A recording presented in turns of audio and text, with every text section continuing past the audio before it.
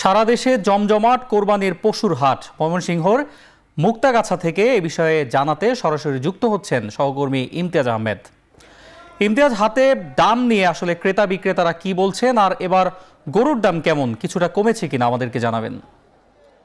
ময়মনসিংহের মুক্তাগাছার আইমন নদীর পাশে আমি রয়েছি। ঠিক এখানেই কোরবানির যে পশুর হাটটি রয়েছে সেটি কিন্তু একেবারে পুরোপুরি জমে উঠেছে।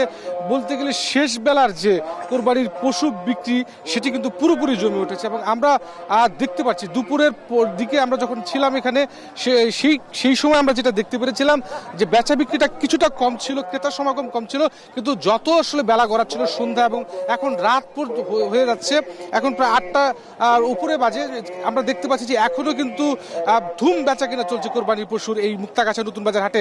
ইজারাদাররা যেটা বলছেন যে আজকে অন্তত পক্ষে 18 থেকে 20 কোটি টাকার কোরবানির পশু এখানে বিক্রি হবে, যেটা এর আগের সংযোগেও বারবার বলার চেষ্টা করছি।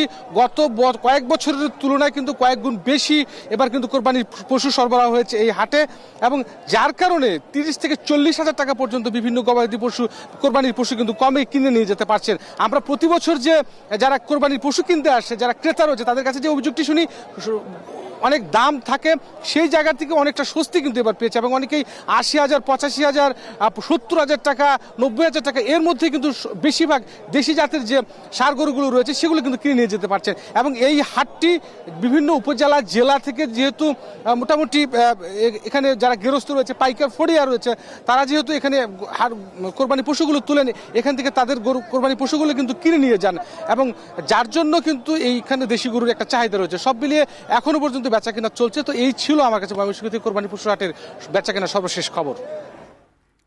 ময়মনসিংহের মুক্তাগাছা থেকে কোরবানির পশুর হাটের খবর জানাচ্ছিলেন সহকর্মী ইমতিয়াজ আহমেদ।